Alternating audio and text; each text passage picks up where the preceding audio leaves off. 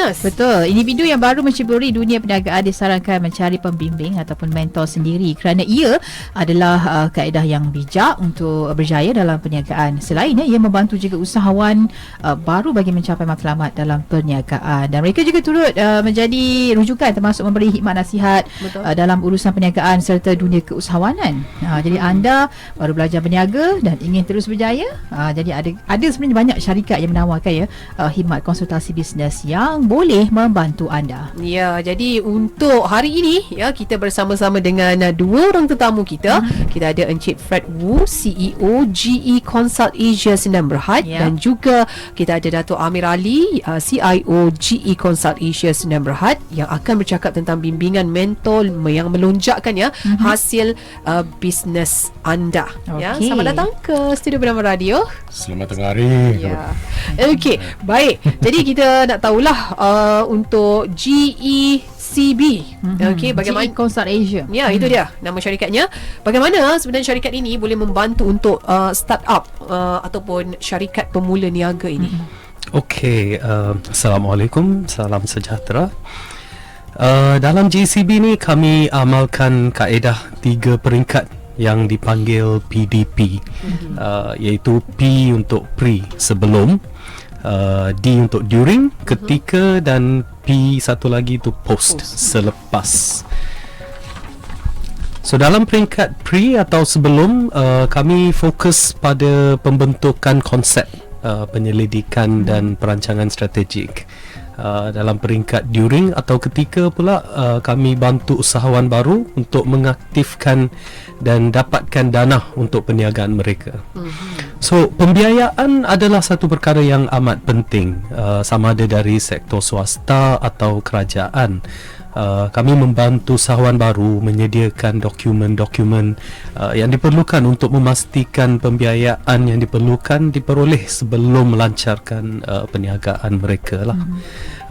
Dalam peringkat post atau selepas, keutamaan adalah pelaksanaan dan pengurusan KPI, iaitu indeks prestasi utama.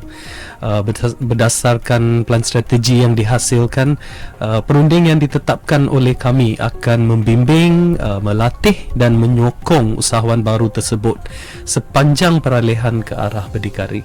Okay. Dan kalau kita nak tahu sebenarnya berkaitan dengan GECB ini, boleh sekiranya kita mendengar sedikit latar belakang apa itu GECB. Selamat tengah hari kepada semua. Saya ingin mengucapkan terima kasih sebab menjemput Datuk dan saya. So izinkan saya juga menerangkan sedikit sebanyak. GECB ditubuhkan pada tahun 2003. Pada masa itu kita ditubuhkan. Kenapa? Sebab kita ada satu matlamat, iaitu we help SME fly. Itulah sebab. Tapi apa hasrat itu sebenarnya? Hakikatnya sebenarnya secara peribadi, saya pernah ada jalan bisnes pada usia yang agak muda lah. Tapi sekarang saya pun muda lah kan. Masih nampak muda. Masih muda. So pada masa itu saya memang mengalami kegagalan dalam perniagaan. Dalam perniagaan. So saya memang sengsara. Okay? Sebab apa? Saya memang dapati ada faktor-faktor yang membuatkan saya sengsara, iaitu kekurangan bimbingan daripada mentor, kekurangan dari segi perancangan bisnes, katakan business plan dan sebagainya, dan pelaksanaan juga itu masalah. So jadi kegagalan itu sudah mendorong saya try to dapatkan satu solusi untuk mengatasi itu. So lepas beberapa tahun saya sudah dapati formula yang sebenarnya untuk mengatasi masalah yang usahawan-usahawan kecil yang selalu sering facing. Okay. Then kemudian saya memang berjaya untuk dapat mengatasi dan memperkembangkan perniagaan GECB. Pada masa itu saya memang fikirkan, kalau kita ada formula yang tersebut, apa kata kita mengguna formula ini dan share kepada usahawan-usahawan yang perlu. Itulah sebab GECB ditubuhkan pada tahun 2003 sampai sekarang. Okey, maknanya ia berasaskan kepada pengalaman sendiri jugalah. Ya, okey. memang. Baik. Dan bagaimana pula dari segi credibility yang perlu ada pada sesebuah syarikat pemula niaga ini? Okay, so GECB ni ditubuhkan pada tahun 2003. Sejak itu kami telah melihat lebih daripada 6,000 model perniagaan. Dan dari pengalaman sepanjang tahun ini, kami percaya bahawa usahawan baru yang bagus harus memiliki 3 ciri-ciri. Pertama, model perniagaan yang boleh diterima oleh bank. Dalam English kita cakap bankable lah. Kedua, gabungan produk yang boleh dipasarkan. Dan ketiga, sebuah pasukan yang kuat. Itu ketiga-tiga ciri tersebut. Yes. Okey, dan macam di GECB sendiri, Datuk kan, ada tak macam ciri-ciri ataupun kriteria syarikat yang menyertai GECB ni? Ataupun semua pun tak ada masalah untuk menyertai GECB sesi mentoring tu? Okey. Saya kena tambah sikit kalau silakan. Kalau boleh.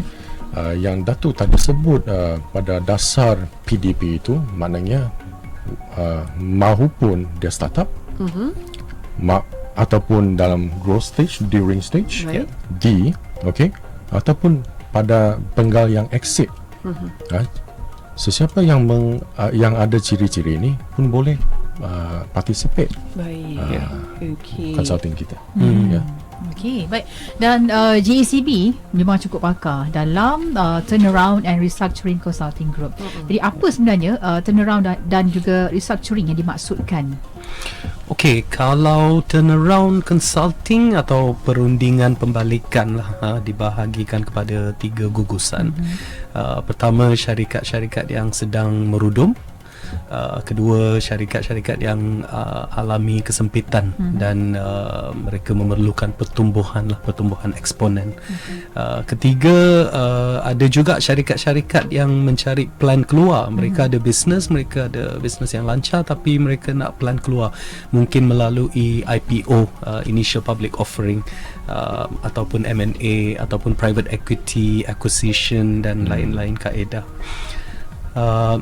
Sehingga kini kami telah selamatkan banyak syarikat-syarikat daripada kerugian berjuta-juta ringgit yang dilaburkan, dan kami telah memulihkan banyak syarikat sehingga mula dapat keuntungan dalam tempoh 12 bulan. Dan bagaimana kami lakukannya dalam GECB? Kami gunakan kaedah analisis, perancangan dan strategik. Pemantauan juga itu memang penting. Dalam pengalaman kita, pemantauan sesi ini memang penting. Tetapi ramai usahawan, biarpun kecil, sederhana, senantiasa lupa. Baik, pemantauan tu kan. Baik, penting. Kita nak tahu juga kan, mungkin Encik Fred boleh kongsikan bila ada sebuah syarikat yang memerlukan bimbingan daripada GECB ni kan, berapa panjang tempoh yang diperlukan tu? Pada pengalaman saya, memang dia tak ada one formula to fit everyone, Tapi pada pengalaman saya, sekurang-kurangnya 6 bulan. Baik. Maknanya dari sesi perancangan, lepas tu pelaksanaan, okay, dan pemantauan. Baik. 6 bulan, okeylah dah. Baik. Jadi selepas itu ada juga syarikat-syarikat yang meneruskan lah perkhidmatan daripada GECB dah tentunya. Memang ada ramai. Baik. Bagaimana yang baru bersama dengan kami, kita bersama dengan 2 tetamu di studio pada waktu ini, iaitu Encik Fred Wu yang merupakan CEO bagi GE Consult Asia Sdn Bhd, dan juga kita ada Datuk Amir Ali yang merupakan CIO GE Consult Asia Sdn Bhd, bercakap mengenai bimbingan mentor lonjak hasil bisnes. Okey, dan banyak perkara yang dilakukan kan, sama ada mungkinlah sekarang ini yang sedang melakukan perniagaan ataupun perniagaan ada masalah, tidak ada orang kata hadnya untuk mereka menuntut ilmu bersama dengan GECB ini. Dan selain itu, apa mungkin kepakaran yang lain yang disediakan oleh GECB sendiri? Yang tadi saya sebut, sebenarnya dari mulanya GECB memang fokuskan kepada perancangan perniagaan, which is business planning. Tapi lepas tu, selepas 15 tahun, specifically kita mula memfokuskan juga dari segi pemantauan, sebab kita dapati ramai usahawan hari ini, walaupun dia ada produk yang cantik, business model yang seksi, tapi adakah itu sustainable? Itu soalnya. Jadi pemantauan ini is a ongoing process. Maknanya kena dijalankan berterusan. Jadi pada tahun yang lepas lah, kalau saya tak silap, 2015, kalau 15-16 lebih kurang, kita sudah memulakan kita punya servis, iaitu strategi pemantauan, penilaian dan juga penyusulan semula. Kenapa demikian? Yang pertama, strategi pemantauan perlulah selalu dipantau. Lepas tu perlulah dinilai juga, dan akhirnya kalau perlu penyusulan strategi kena disusun semula kalau perlu, sebab situasi memang selalu bertukar. Jadi strategi, teknik, mission, vision selalu kena tukar juga. Ikut keadaan semasa lah ya, Encik Fred. Ikut keadaan semasa. Betul. Memang. Baik. Jadi antara sektor kan yang telah pun dibantu oleh GECB sendiri, antaranya ada apa, Dato' Amir? Saya bagi soalannya ke Fred. Sektor-sektor yang kita dari mulanya sampai hari ini memang agak luas, dari segi retail, makanan, F&B, hotel, dari segi juga industri services, memang dalam coverage kita lah sampai hari ini. Baik. Ya, memang ada. Okey. Kalau kita lihat kan, ramai pengusaha, peniaga kan, usahawan business person, kita lihat sekarang ini memang akan mendapatkan khidmat mentoring ataupun bantuan bimbingan daripada mentor-mentor ini. Jadi bagaimana, ada yang mengatakan macam nak belajar, memang nak belajar ni, tapi kosnya mahal. Kan? Betul. Jadi bagaimana di GECB sendiri? Position kita memang pada hari yang pertama sampai sekarang, memang maklumat kita pun memang masih sama, iaitu kita bukan charge usahawan kecil besar-besaran, sebab kita memang faham, sebab saya pun mula perniagaan saya pada dulunya, so saya memang faham usahawan kecil memang perlukan bimbingan, sokongan dan mentor. Jadi charge kita, servis kita tidak, saya rasa pada pandangan saya, bukanlah mahal. Berbaloi lah ya. Sebab bimbingan kita bukan cuma buat masa 2-3 minggu ke ataupun sebulan, tetapi 3 bulan, 6 bulan dan sebagainya. Itulah sampai sekarang kita masih bagi bimbingan kepada usahawan-usahawan di Malaysia dan luar negara. Okey, saya rasa bila ada bayaran yang mungkinlah dikatakan sebagai agak mahal, ia juga sebagai jaminan bila mereka menyertai kursus seperti ini, selepas itu mereka kena lakukan, kena bergerak dan fikir juga sebab dah bayar mahal, jadi kena juga buat. Dia tak boleh lepas tu diam je, takkan menjadi tak juga datangkan susulan pula ilmu dah dapat, cara dah dapat, cara tak buat. Itulah. Itu merupakan sebagai komitmen juga, komitmen dari mereka juga. Okey, itu untuk syarikat-syarikat persendirian kan, yang sedang berhad dan sebagainya. Adakah macam GECB ada membantu juga macam kementerian ke, agensi-agensi kerajaan ke? Ada. Itu mulai daripada beberapa tahun yang lalu lah kita sudah mencapai maklumat kita, ialah kita ada peluang untuk menolong kementerian Malaysia.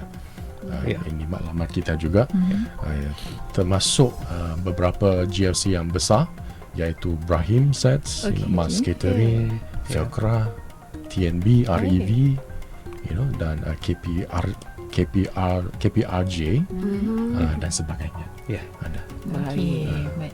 Dan kalau tidak keberatan, mungkin boleh kongsikan apa sebenarnya antara masalah yang dihadapi oleh syarikat pemula niaga ini?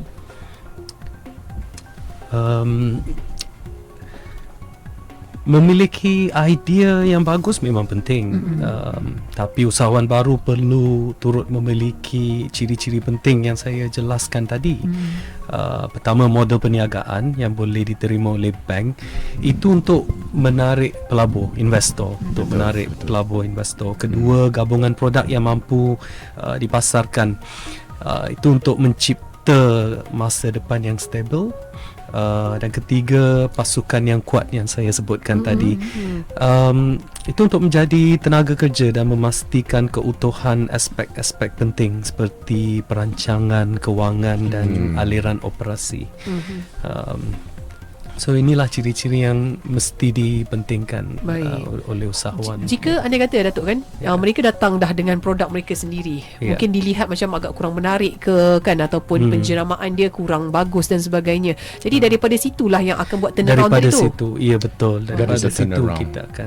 kita akan nasihatkan mereka macam mana untuk turnaround.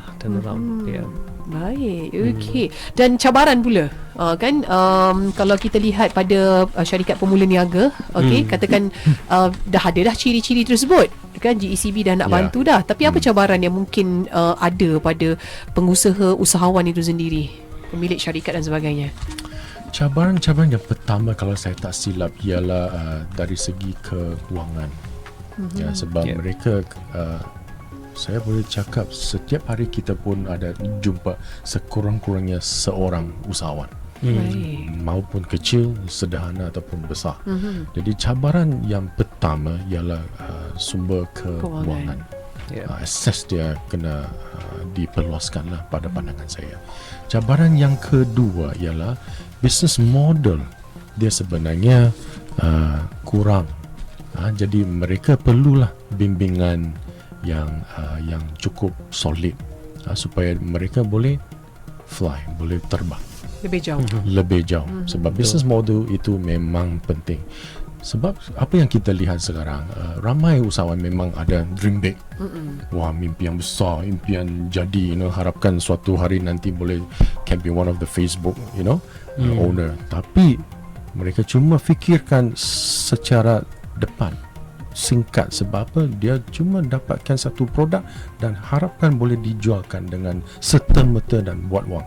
Tapi sebenarnya mereka pun kena fikirkan dari segi business model. Sebab business bukan buka hari ini tutup esok. Betul. Jangka masa panjang Cik Fred. Ya, betul. Jangka itu memang panjang. Kita kena tengok dari segi sustainability. Jadi dari segi mana business model itu agak penting. Cabaran yang pertama, yang kedua, maaf. Baik, itu dia. Dan saya rasa bila contohnya syarikat ataupun perniagaan ada masalah dan sebagainya, langkah yang perlu dilakukan adalah memulakan langkah yang pertama untuk memperbaiki. Mungkin ada yang menganggap bila dah jatuh perniagaan kita harus berakhir di sini, rezeki sudah tak ada kan. Padahal ada lagi jalan dan juga peluang, khususnya bersama dengan GECB untuk mereka memperbetulkan kembali langkah yang tersilap sebelum ini. Jadi kita nak tahu juga apa mungkin nasihat untuk mereka ni yang mungkin dalam keadaan bermasalah berani untuk tampil ke depan untuk membangunkan semula perniagaan mereka. Saya rasa ini kan back to the basic, apa yang kita tadi sebut, ialah perancangan kena disusun semula. Strategi first, review your strategy. Lepas tu penilaian. Apa yang kita nak sampai, apa maklumat sebenarnya nak capai, dan maklumat itu adalah realistik ke atau tidak. Yang last, pemantauan. 3 step memang cukup. Dan review cycle. Itu mungkin ada nak tambah sedikit. Ada. Okey. Ya. Baik, itu dia. Kena beranilah buat Kena sesuatu berani. kan. Bila ada orang kata cabaran itu biasa, kegagalan itu biasa. Yang pentingnya kita berani menempuh kedua-duanya. Bangkit selepas kegagalan je kita dengar kan, yang menjadi luar biasa. Semua usahawan pun yang sudah jadi sukses, semua pun mesti sudah ada pengalaman kegagalan. Takkan hari ini start sudah business berjaya, kan? sudah Berjaya. jadi millionaire. Memang tak ada. Kita semua pun Tak macam ada. tu. Walaupun sekarang mungkin alhamdulillah ada dalam keadaan baik, tapi dulu pun banyak cabaran-cabaran yang kita kena alami. Okey, tip dia tu bagaimana tu Datuk? Nak bagi kita ni sentiasa positif. Kalau jatuh ke, gagal ke, cabaran datang, tapi tak apa, cuba lagi. Dream big. Dream big. Dan jangan takut untuk making mistake. Jangan takut. Memang ini semua pengalaman. Kita kena belajar dari kegagalan. Tak mungkin kita sukses dari pertama. So making mistake bukan masalah. Baik. Make mistake, Bukan pengakhiran, learn, lepas tu pejuang, lepas tu think forward. Yeah. Okey, baik. Mungkin sebelum kata kita mengakhiri sesi kita ni, Encik Fred mungkin boleh kongsikan menjelang pembentangan Belanjawan 2020 pada 11 Oktober ini nanti, apa yang mungkin diharapkan oleh Encik Fred sendiri ataupun Datuk Amir kan untuk GECB, khususnya dalam sektor keusahawanan tempatan ini. Yang tadi kita sebut lah, memang sudah 16 tahun lah dah kita memang lihat industri ini, kita ini memang ada berkembang, tetapi pada pandangan saya rhythm dia agak kecil. Sebab kalau berbanding dengan neighbouring country kita, startup memang startup Malaysia memang agak sikit, lebih kurang 3,000 beberapa ribu, iaitu 0.25% of the total SMEs and so on. Tetapi berbanding dengan jiran kita Singapura, besar 45,000 kalau saya tak silap startup, iaitu lebih kurang 8%.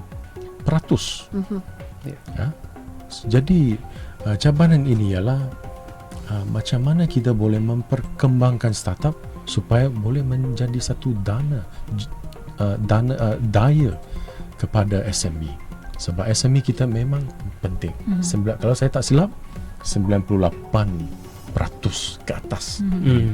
Dan cyclical ini, proses ini kena dipowerkan.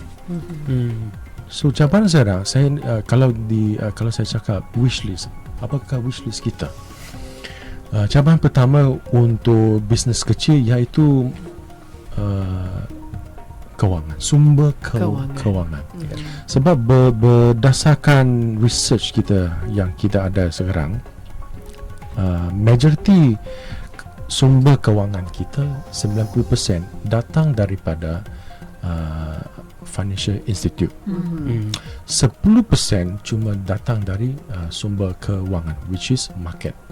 Yang inovatif seperti market, lead market, ECF, private equity, VC dan sebagainya. Tapi dari segi ni agak lemah lah. Jadi kena diperluaskan, ditambah baik ditambah baik juga. Dan memang budget kena tambah sikit lah kalau boleh. Okey, baik. Itu dia. Terima kasih kita nak ucapkan kepada Cik Fred Wu dan juga Dato' Amir Ali kerana bersama-sama dengan kami di Bernama Radio. Okey, berkongsi sebenarnya banyak tip-tip untuk berjaya dalam perniagaan ni. Betul. Sebenarnya lebih banyak lagi informasi tentang konsultasi bisnes ini. Nantikan episod seterusnya setiap hari Jumaat 1.30 minit tengah hari hanya di Bernama Radio, stesen berita bisnes anda. Jadi sekian saja untuk waktu ini. Sekali lagi terima kasih kita ucapkan kepada Encik Fred Wu yang merupakan CEO GE Consult Asia Sdn Bhd dan juga Dato' Amir Ali yang merupakan CIO GE Consult Asia Sdn Bhd. Okey. Terima kasih. Terus dengarkan Bernama Radio, stesen berita bisnes anda. Hanya orang yang berani bertindak sahaja mampu mengubah kehidupan. Ubah kehidupan anda dengan mengikuti program Info Bisnes di Bernama Radio, stesen berita bisnes anda. Belanjawan 2019. Pada Belanjawan 2019, kerajaan telah memperkenalkan skim bantuan sara hidup BSH dengan peruntukan berjumlah 5 bilion ringgit. Sebanyak 4.1 juta isi rumah menerima bantuan